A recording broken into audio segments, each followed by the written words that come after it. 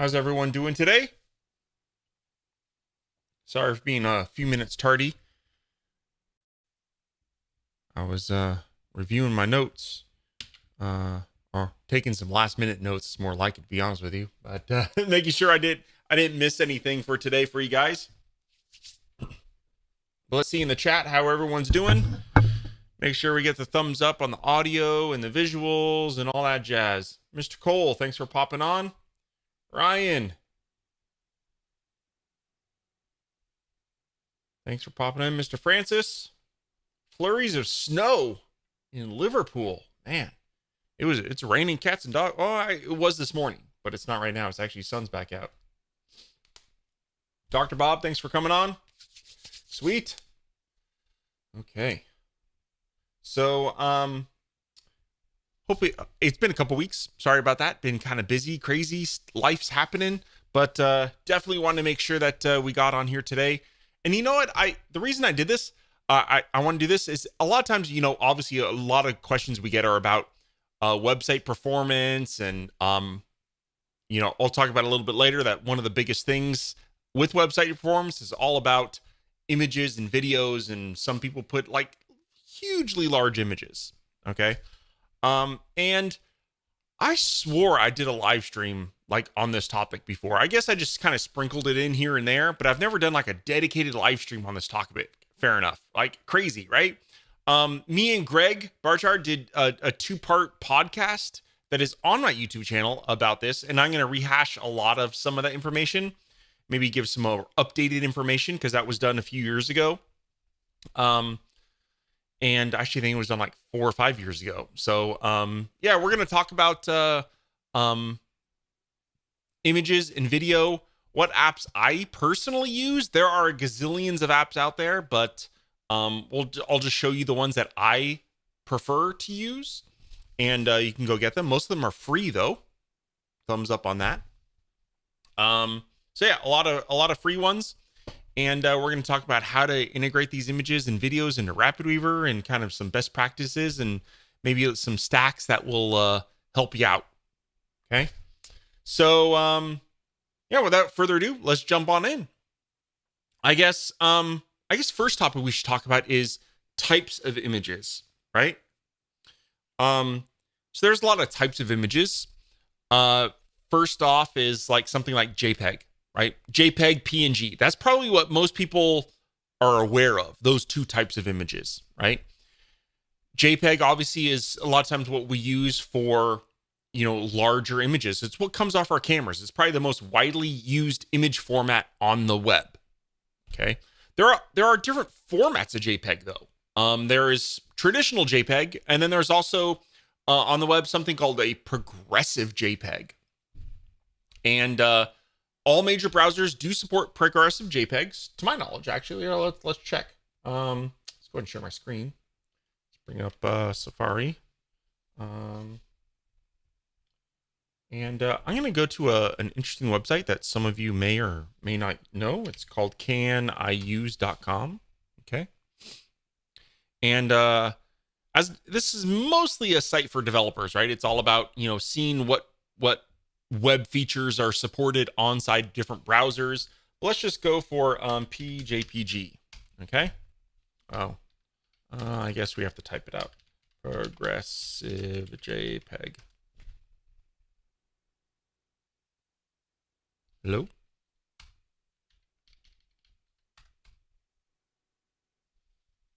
Oh, maybe this website isn't working today. What the heck? All right, I'll search for. Oh, well, I guess progressive JPEG isn't listed here.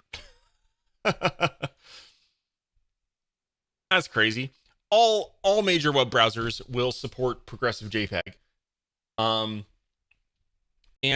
what's different about progressive JPEG, okay, is that with a traditional JPEG, it will it'll only display the image once the entire image is downloaded.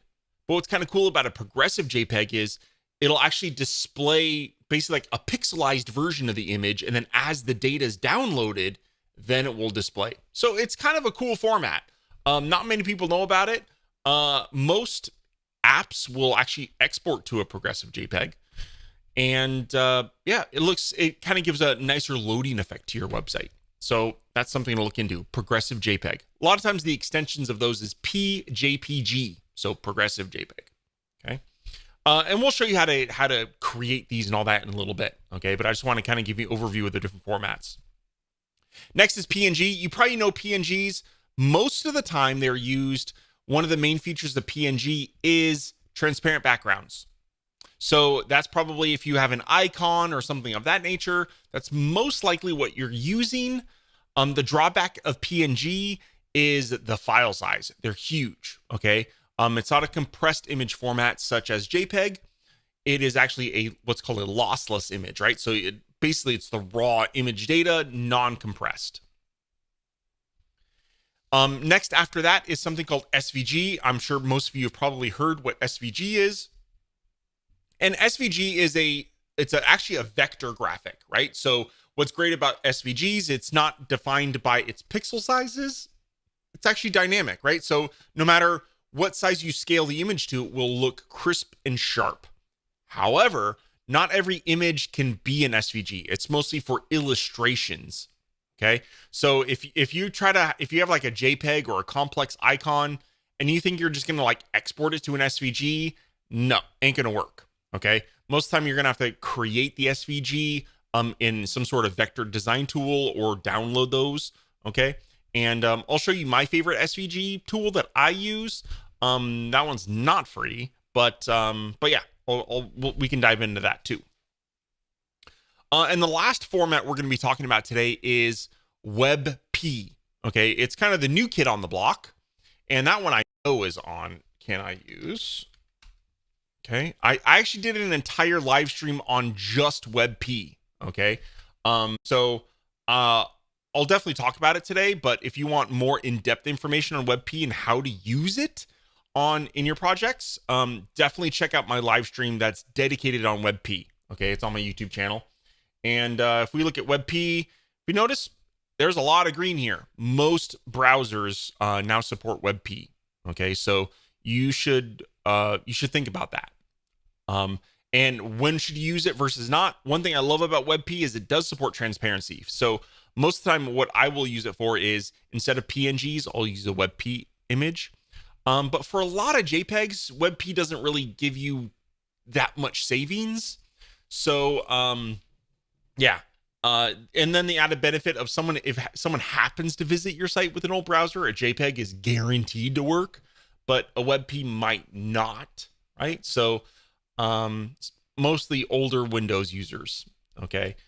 So anyway, there's drawbacks inside, benefits to everything here.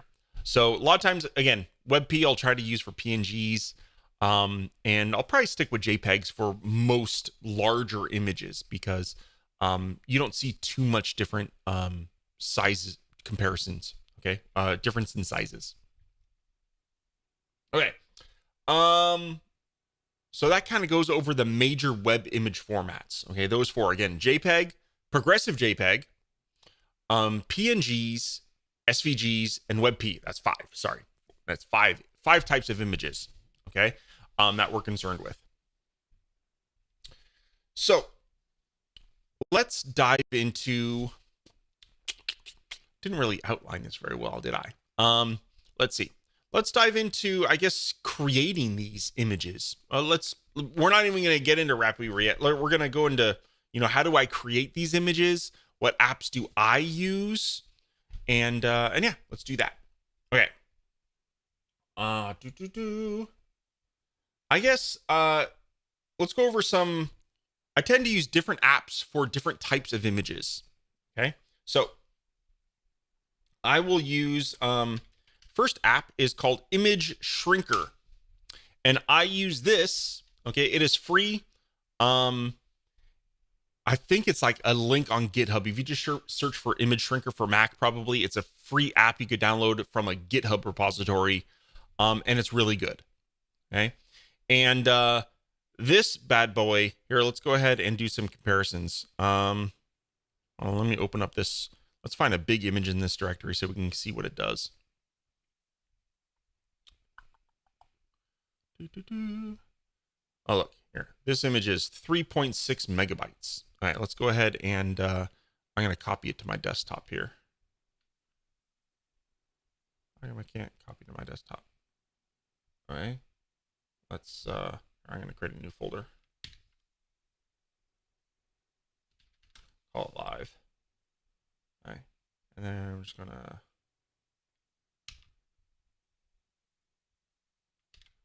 All right, there we go. All right, so I have this image. It is 3.6 megabytes. Okay. And let's go ahead and compress it. Voila. All right, so we just drag and drop it. Now you can drag and drop like an entire folder of images and it'll do all of them. Okay. If you see this particular one, it got it down to 1 megabyte. Sweet. And I think this is a great app. You're not really going to notice anything. Now, another thing, funny enough, this is actually the image on the thumbnail for this live stream. Okay. Now, this image, if we look, okay, if we go adjust size, this is 5,000 pixels wide. Okay. So the next thing we need to talk about is sizes of images. Like you should never have a 5,000 pixel image on your website.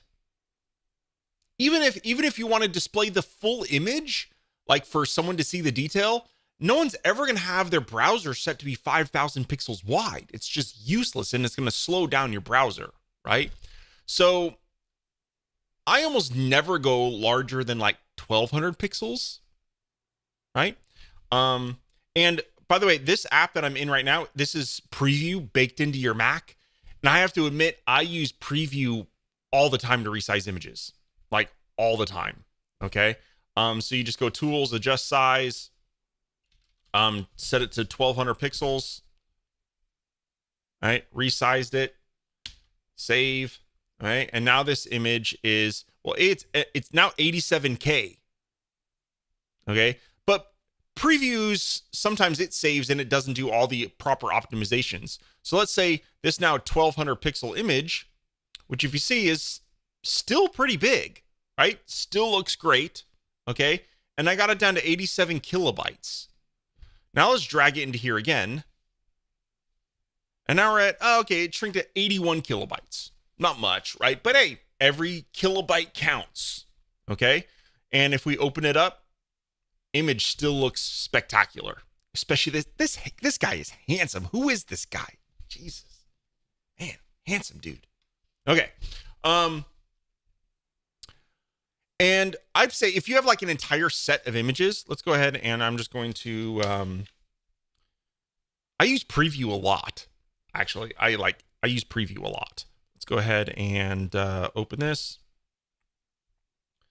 I'm just going to copy a bunch of these images in here. Let's just do like,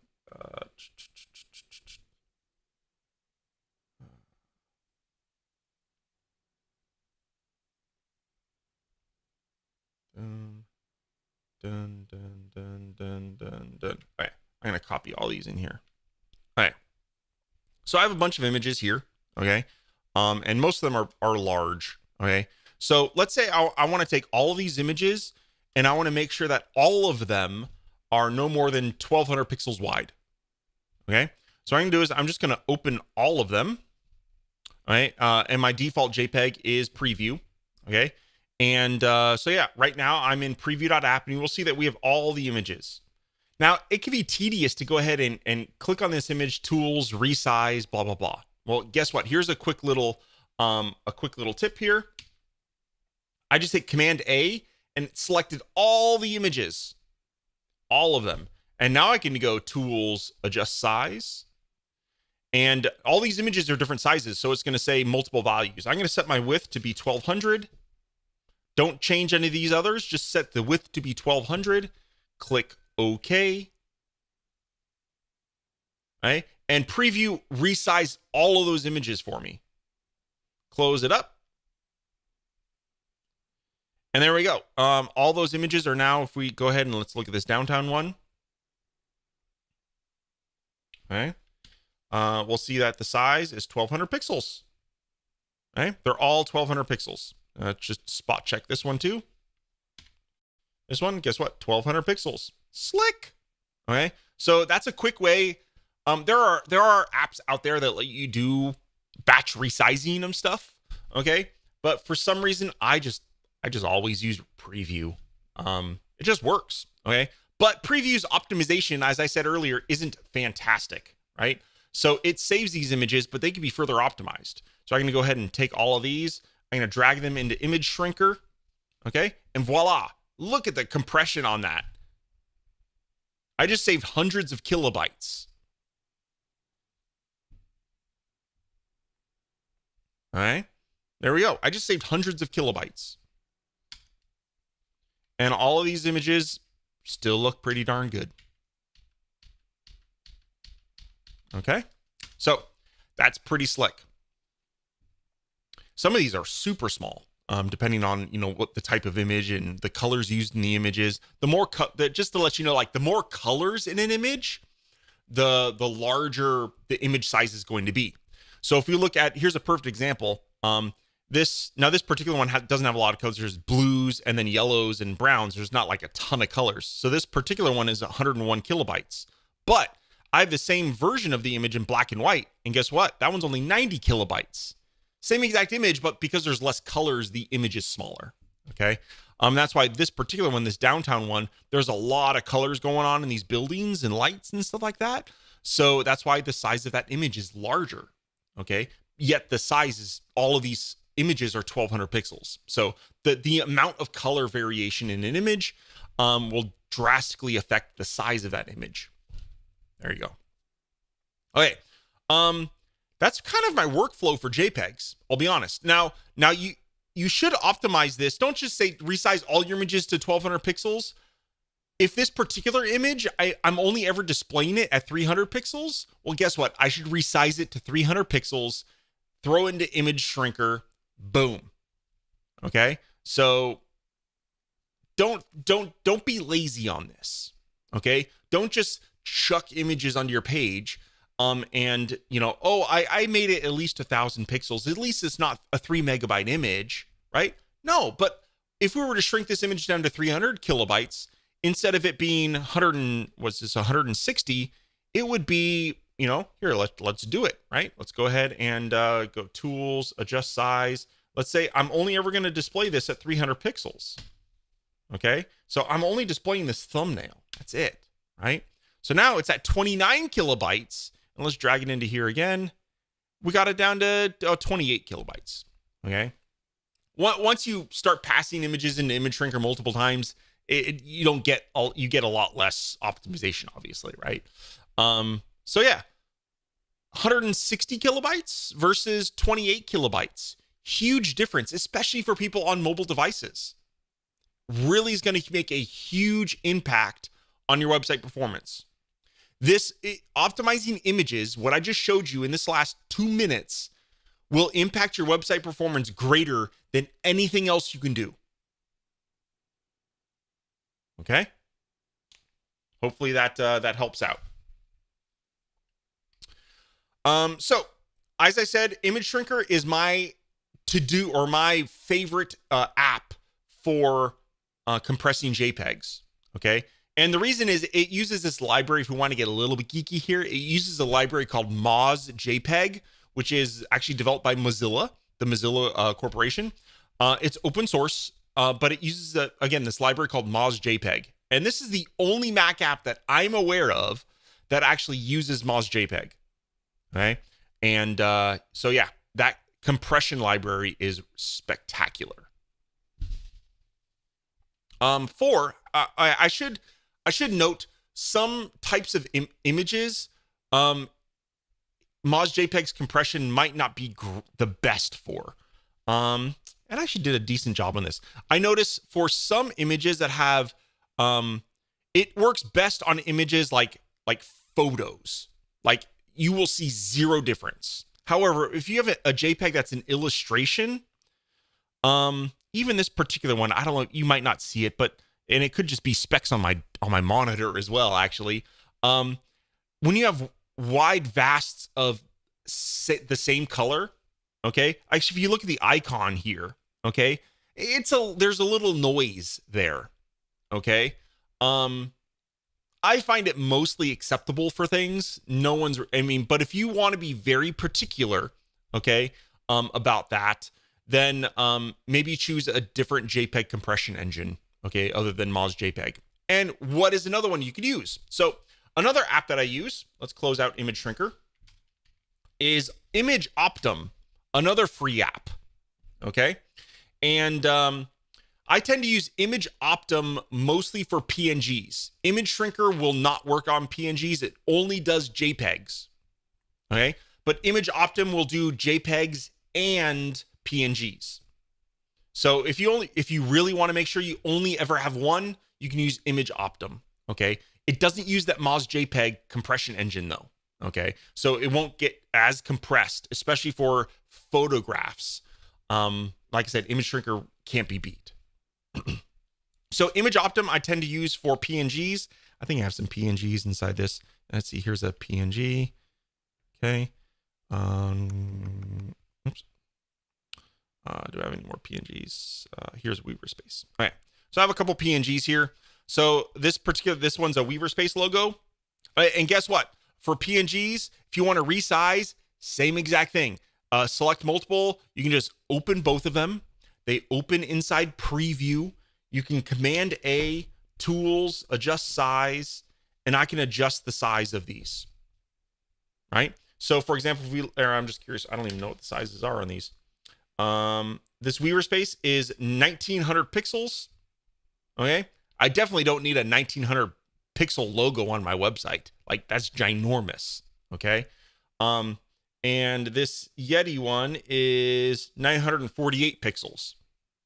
So they're huge, right? Let me make sure I copied these into this folder instead of moving them. Because look, I did. I moved this one. I don't want to lose that one. Hold on, let's do, boop. Oh. I guess I just, wasn't there? Yeti, oh, there it is, Yeti round. Okay, I just want to make sure I'm not overriding my placeholder images. Okay, so we're going to go here. We're going to do Command A, tools, adjust size. And let's look at the size before we do this. We have 119 kilobytes and 450 kilobytes, right? So let's say I need these. Most of the time logos like this are like, you need like 256 pixels or something like that, right? Why isn't this window going to close? Let's close this really quick. Close that. Tools, adjust size. Again, depending on your situation, make the image the size that you need. Okay. Now, we could talk about we could get into the retina debate, whereas a retina image, you can supply double the size of the image. Okay. And a lot of times for icons, I will do that because I want like my company logo to look crisp and sharp. Okay. So if I'm displaying it at, 256 pixels, I may, get a 512 pixel image. And depending on the size of what that shrinks down to, I might want to do that or not. Okay. So let's do 512 for right now on these. I'm going to resize. Did I resize both? Shoot. I didn't have both of them. Tools, adjust size. Oh, I did. Okay. 512. All right, cool. And let's close that out. Now let's see. That took this particular one down to 67 kilobytes, and it took this one down to 262 kilobytes. Basically cut those in half. Okay. And let's do a little bit of optimization here as well.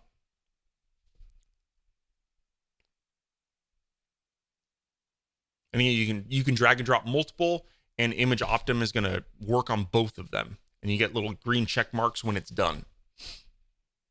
So then you sit here and you just twiddle your thumbs or do something else while Image Optum's doing its job.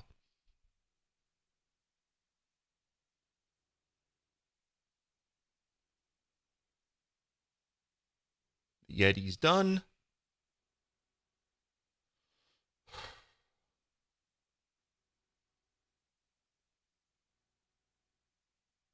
Weaver Space is still going.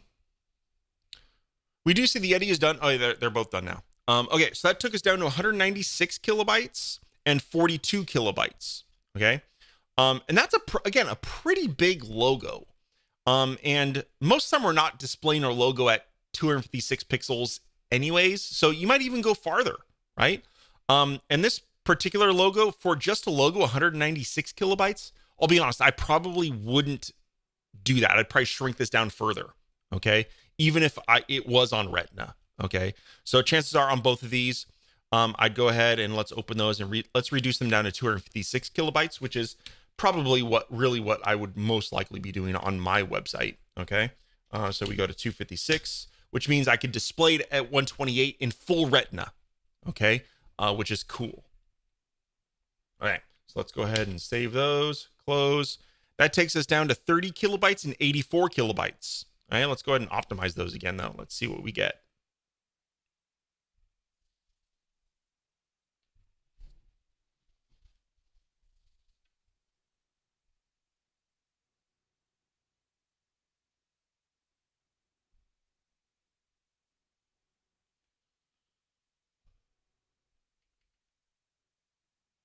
All right, so now we're down to 20 kilobytes and 66 kilobytes. That is money. That is tiny, right? And as you see, I can display up to 256 pixels at Retina. If I wanted, I would shrink this down to 128 and it would look crisp, like super crisp on a Retina display.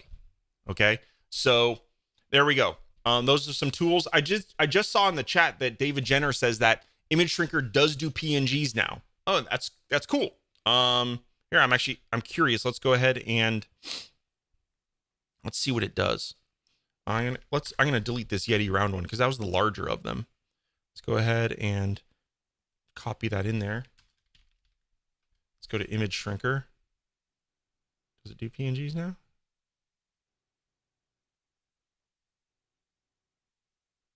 Interesting. It got it down to 138 kilobytes. And that's at, I didn't process these here. I'm just curious. I'm going to go ahead and I'm going to tool, adjust size. 256. It was what, 66 kilobytes before? Shoot, I forget. I'm going to do that. So I adjusted that down to 100, or wait, did I do that 256? No, I'm going crazy. I did 256. Okay, so now if we drag this here, 20 kilobytes. What? That is nuts. Holy smokes. Oh yeah, let's test this one. 20 kilobytes. 9 kilobytes. Whoa, mind blown. Okay, I'm not using Image Optim anymore. There we go. Image Shrinker. Get that. And it's free. All right, here, let's show you guys where to get it because it is kind of confusing. Image Shrinker for Mac.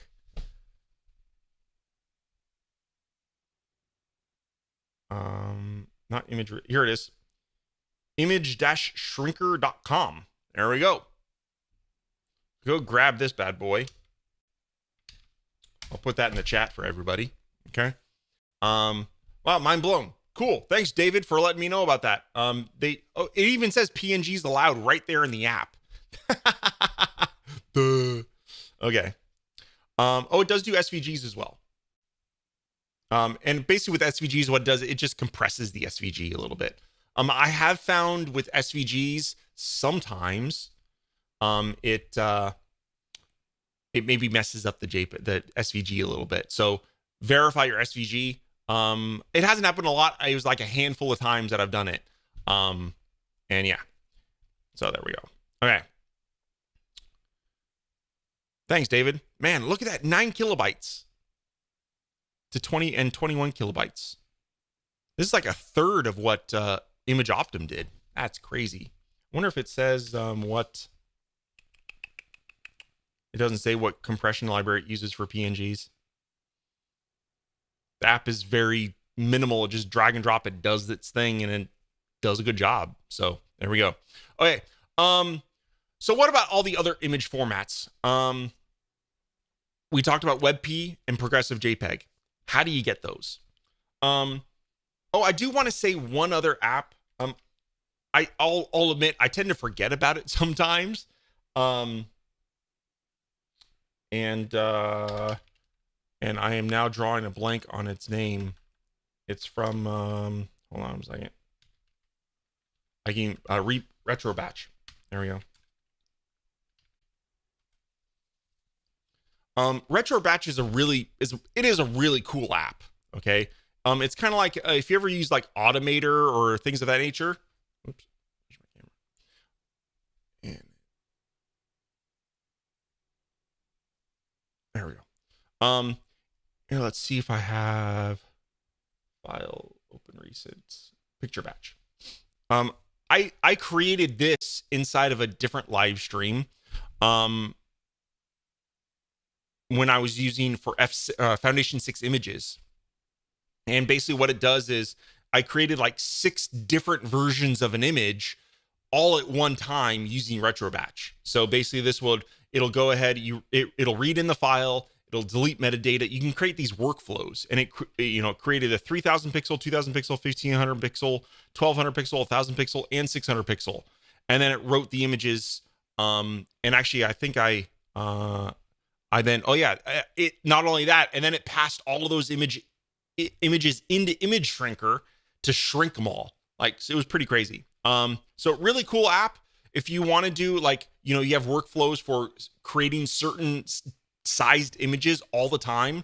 Like, you're creating a ton of images that are always these particular sizes and they need to be named certain ways. RetroBatch is super slick. Okay. I'm not going to go into the demo of it. But as you can kind of see this, you can create some pretty complex workflows that will help you automate and save a lot of time. Okay, so there we go. Check out RetroBatch.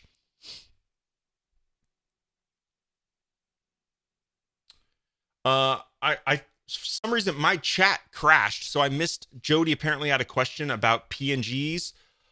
So again, the differences between JPEGs and PNGs.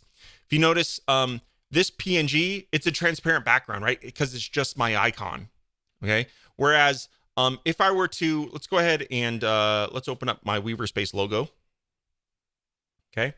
And just inside preview, I'm gonna go File, Export, and we're gonna export this as a JPEG, okay? So I'm gonna export this as a JPEG, save. All right, now, if we look inside Finder, I have a JPEG and a PNG. If you look, the JPEG now has a white background and a PNG doesn't. So the JPEG, while a JPEG can be smaller, okay, let's go ahead and drag that in there. Look, so now I have a JPEG of my logo and a transparent PNG of my logo, right? The PNG looks 100 times nicer, okay? It does have a larger file size, right? So you see it's 9 kilobytes versus 5 kilobytes, but it just looks crisp, okay? And having that transparent background means I can put it on whatever, and the background of my site's going to come through, okay? So that is where you would use a PNG versus a JPEG, okay? Most times JPEGs are used for, photos and things of that nature. Now, if I were to export this as you can have photos as a PNG, but the file size is going to be ridiculous. Okay? It's going to be really big. The image is going to look sharp and crisp, but you really, really pay for that in file size by like a lot. Okay, so I definitely never recommend using PNGs for large photos. The file size just doesn't work out. It's not beneficial.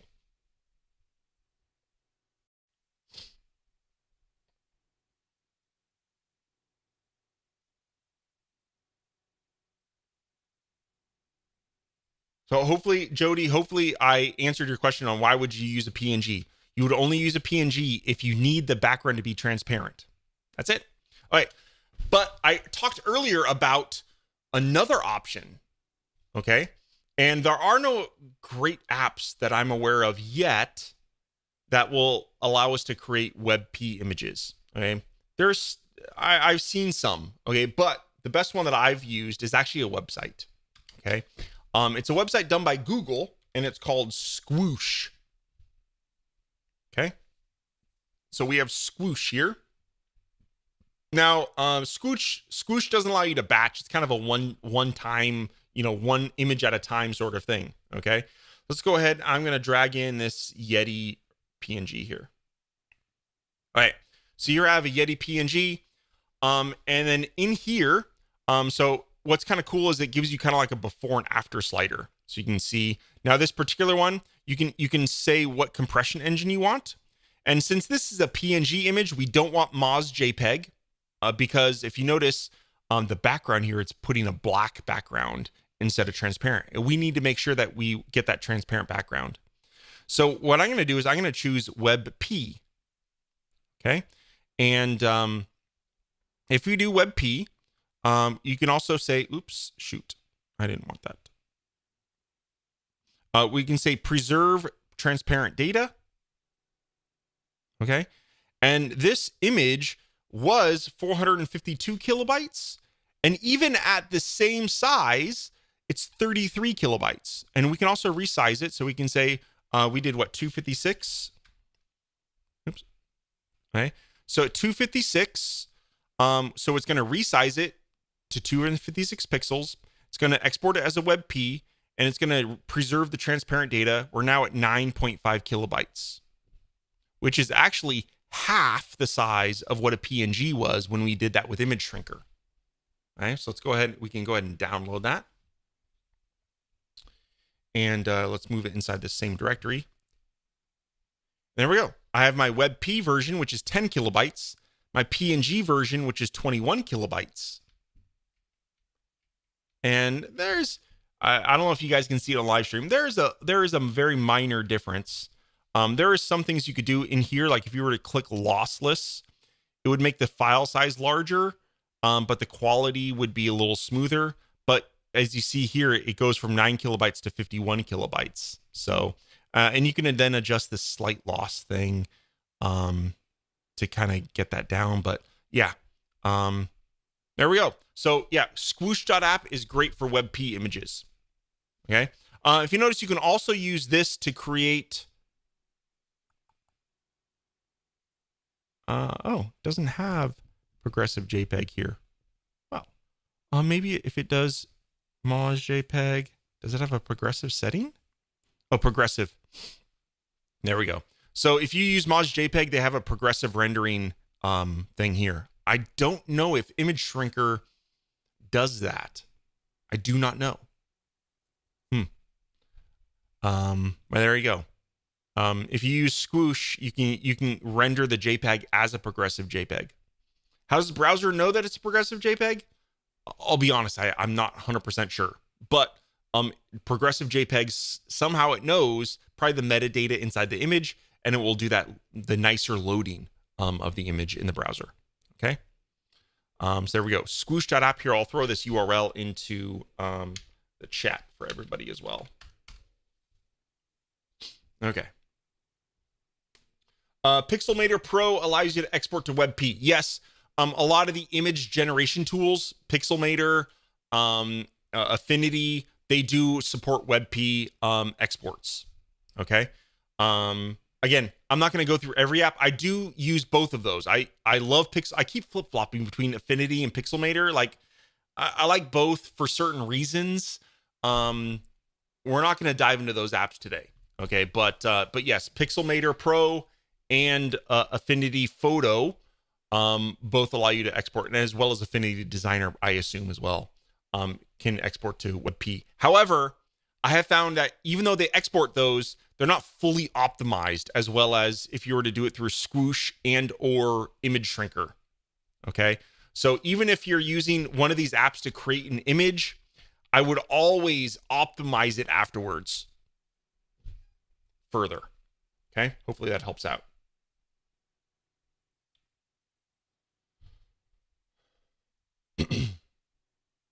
Okay, I think that does it with all the apps. SVGs. I promised I would show you my favorite SVG app. Now this isn't an SVG generation tool.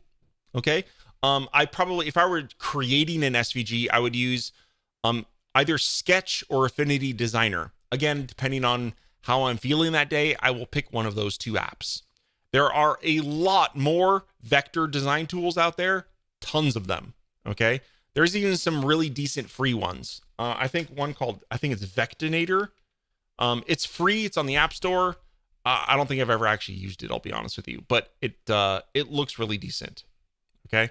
And yeah, I think it has an iPad version too or something. So Vectinator, if you want a free alternative for creating vector images, which includes SVGs. Okay. But I use an app called Nucleo. Um, it is not free. It's $100 one time, or $99 one time.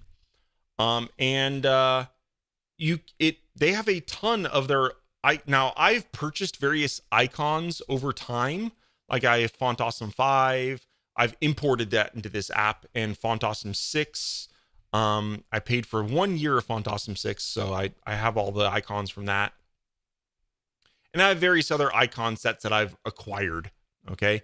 But when you purchase the app, this particular app, you'll see that Nucleo, they have over 32,000 icons that come with the app, and they're constantly shipping updates and new icons.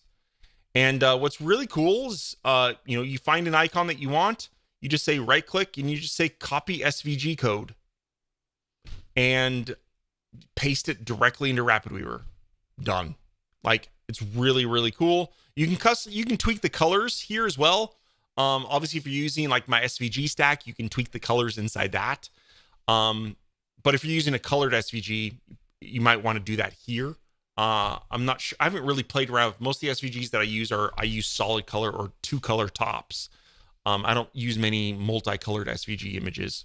But yeah, pretty slick. I like this app. It has search. So if I'm like, I want a globe. Okay. You can go ahead, and they have tons of different globes. I could find the globe that I want, and say copy SVG code and paste it directly into either Affinity Designer or RapidWeaver. Because sometimes I want to use these and maybe tweak them slightly inside Designer. I'm not going to dive into that today, but great app. I've owned it for several years, and yeah, it's great. There are a ton of other websites out there. Like there's the Noun Project, and there's a few others that are like SVG. Most of them are subscription based, and there are some even free SVG ones out there. I just like Nucleo. It's just an app I fire up. I just like having apps. Okay, so there we go. Ulrich says graphic converter. Apparently, I think that's probably a graphic converter. Cool. There's 5 million apps out there that optimize images. I showed you the ones that I prefer and I like. Yeah, hopefully that helps out. Okay, so now let's go ahead. We're kind of winding down. I spent quite a little bit of time on what I think is the important part. All this stuff happens outside of RapidWeaver before we ever create a website or add images into our website. We want to do all of that, optimizing our images, right? So what are some things we can do inside RapidWeaver to help optimize our images? Okay. Let's go. I'm just going to create a new project, actually.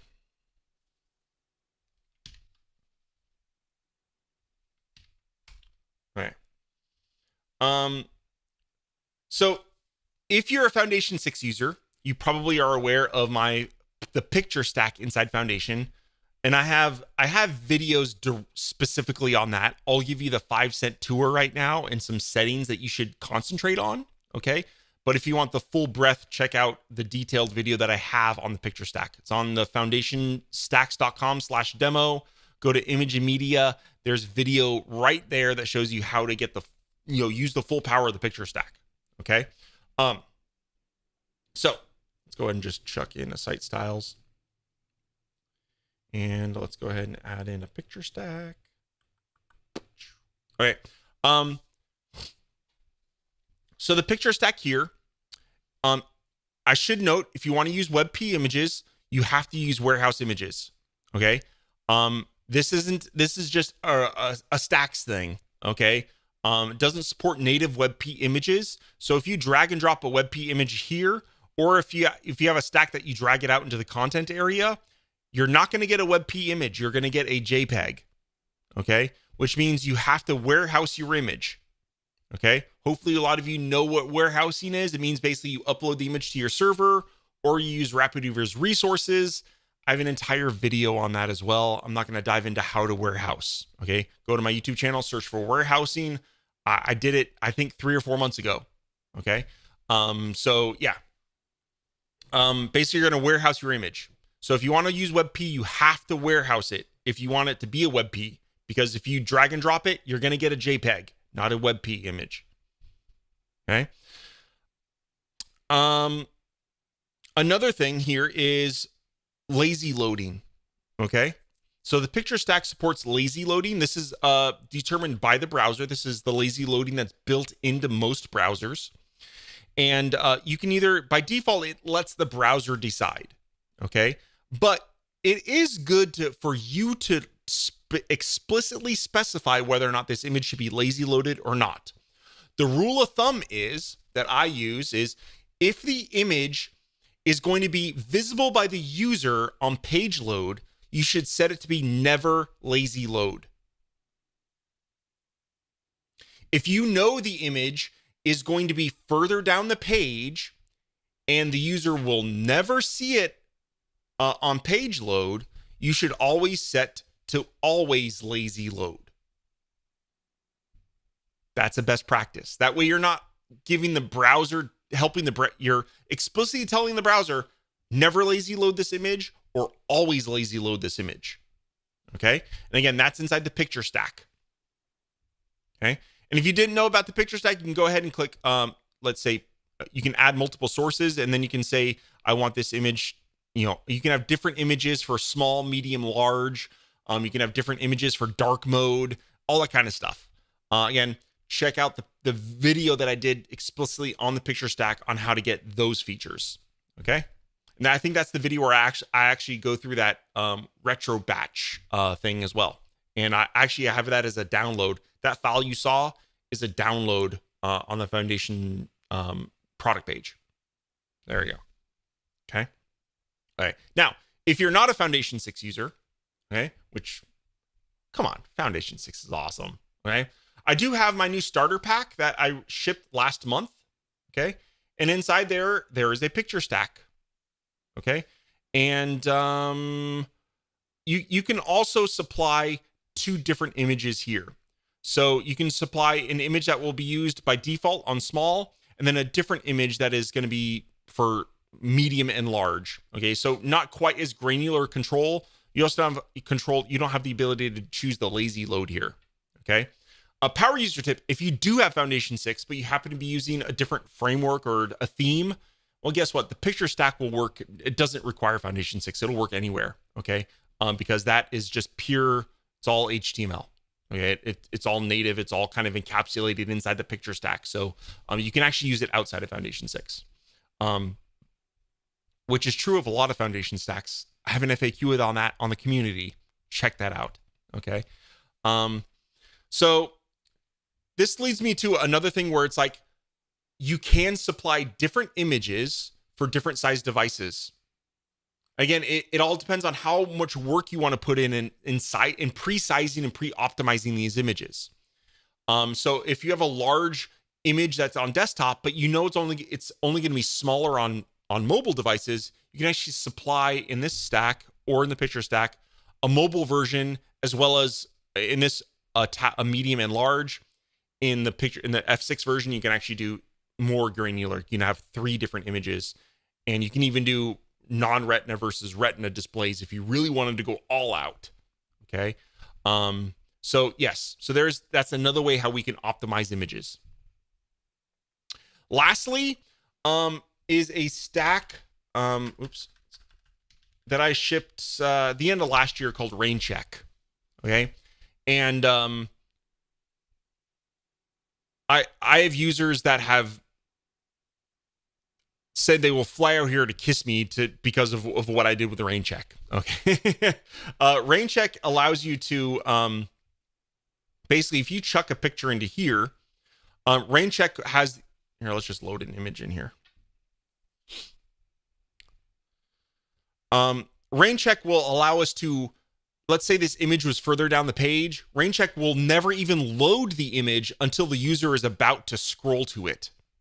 Okay. So this is lazy loading on steroids. Okay. Because it allows, the page will load super quick because the images aren't loaded at all. But then once the user starts scrolling down the page, Raincheck says, hey, this user is about to see this image. I better load it. right? So then it only loads it when the user sees the image.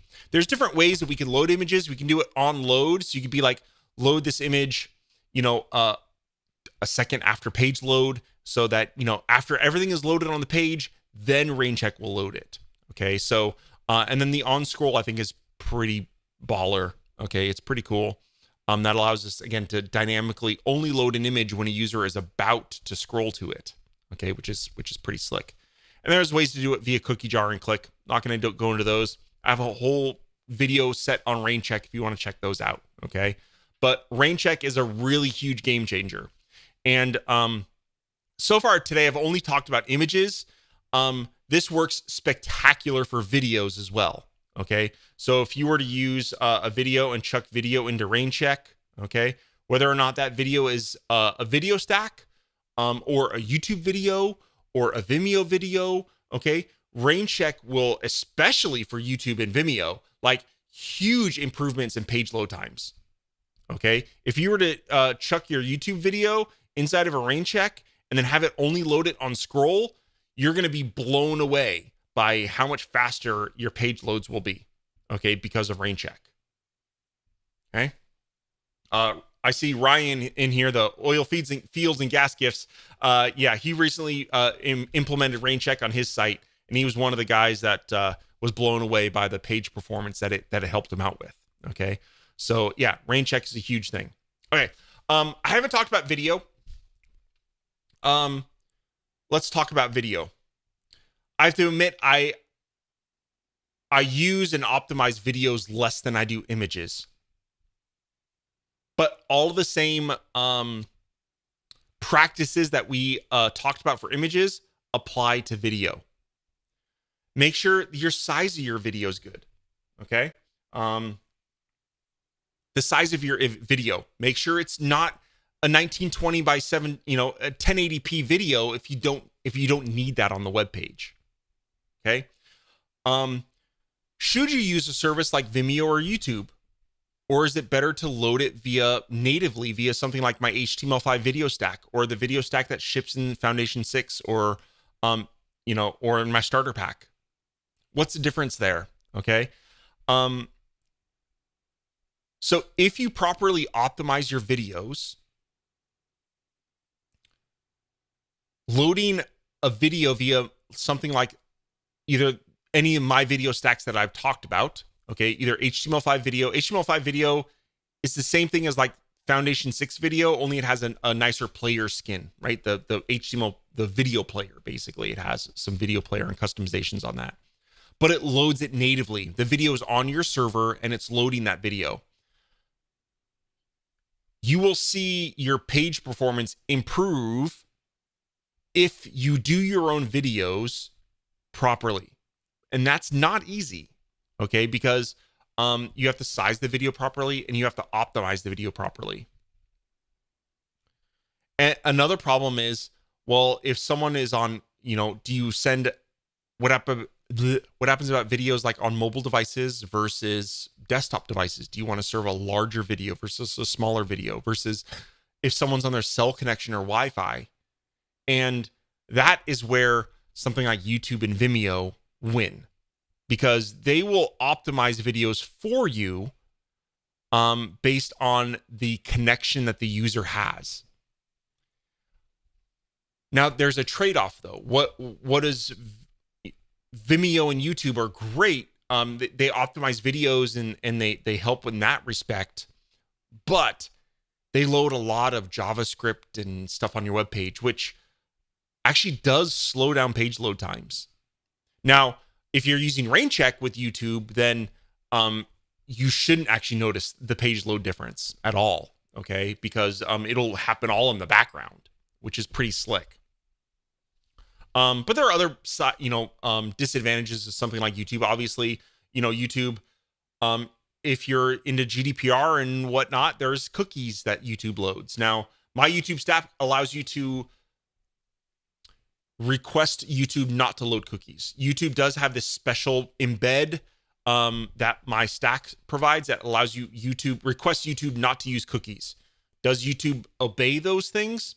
I don't know. They have a feature that allows us to request that. It's up to you if you want to trust them if they're really doing that. Okay. And again, a lot of the JavaScript that Google loads, it loads a ton of it onto your web page. But again, RainCheck will help with that, with the lazy loading and dynamically loading the video only when it's needed. But what about if we wanted to load our videos and compress our own videos? What are some apps that we can use? So let's dive into that. This will be rather quick because I have to admit, I don't do this very often. So there's a few apps that I use. One is called Handbrake.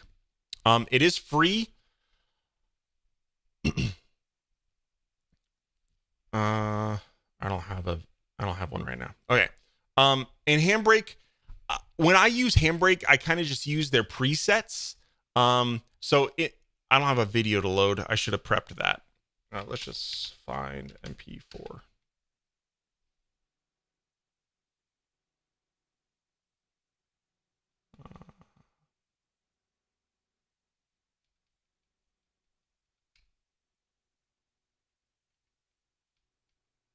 Let's just load this one. All right. I'm just gonna, no clue what this video is, but let's just chuck that in there. All right. So I chucked this video in there. They have like presets, so you can go to like web, and then you can choose, the sort of preset. And these are pretty good. Handbrake is free. Okay. And again, you can choose and it will resize the image it'll resize the video for you and do compression. This is Handbrake's really good. If you want to get really, really good, you can dive into like some of these other filters. And I can't give you any recommendations here. I don't spend enough time doing this. Okay. Handbrake is a good quality tool though. Okay. So check that out.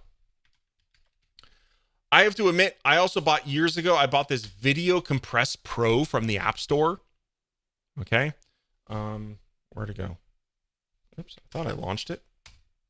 Oh, there it is. Took a while to launch. The app looks horrible. Okay, I have to admit the app just looks horrible. But let's drag an image on video onto there. Okay, the UI is horrible. But what's kind of cool is you can customize the bit rate. You can even give it like a target size, so you can do the video resolution. And I don't know, the UI looks horrible, but the app works pretty good. Okay. So, again, you can even trim the video. I don't think I've ever trimmed, but that's another thing. If really trim your videos, okay? Because if you don't need a 5-minute video and you only need 30 seconds of it, cut that video out. Video is big and it takes a lot of resources to load. So really try to get that video file to be as small as possible. And I think these two tools, there's one more from Apple called Compressor. Okay.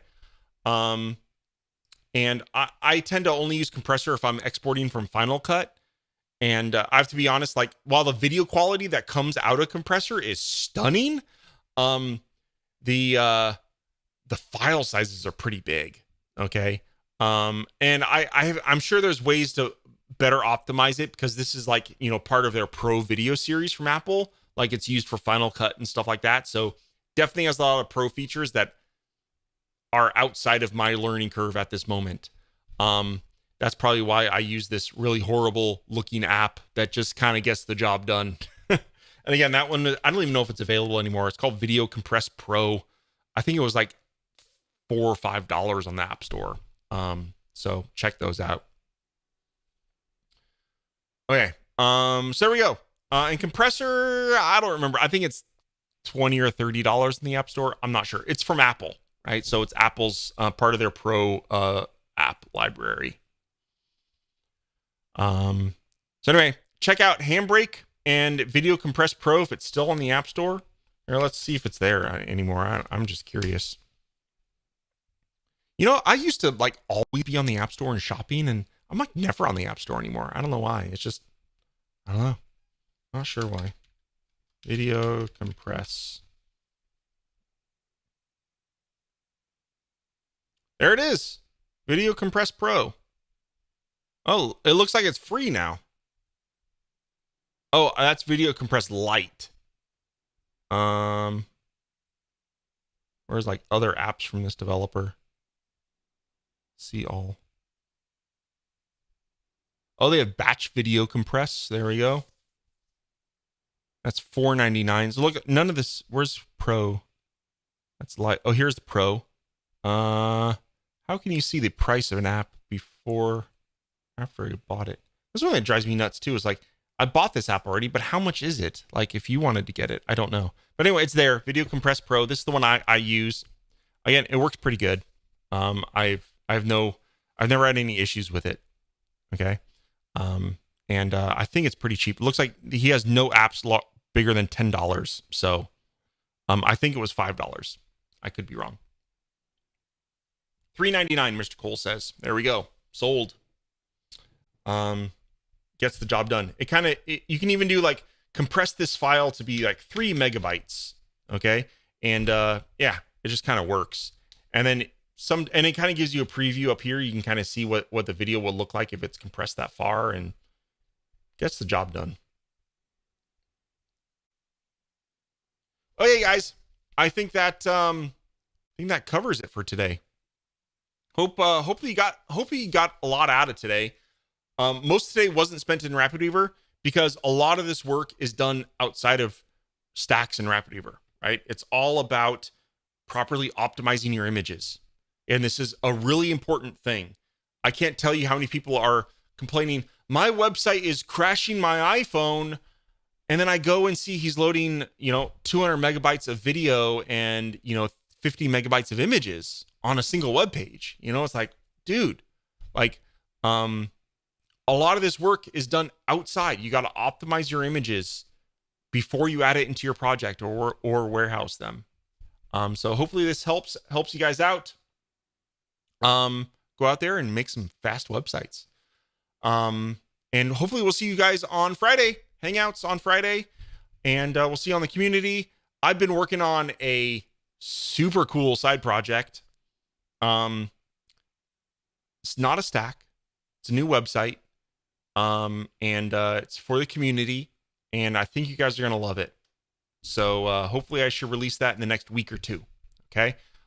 So keep your eyes peeled for that. Your ears peeled, eyes peeled, I guess, because you're going to read it on the community. And, cool. Take care, everyone. I hope you have a wonderful rest of your day, and hopefully we'll see you on the Hangout on Friday. If not, we'll see you next week at the live stream. Take care. Bye.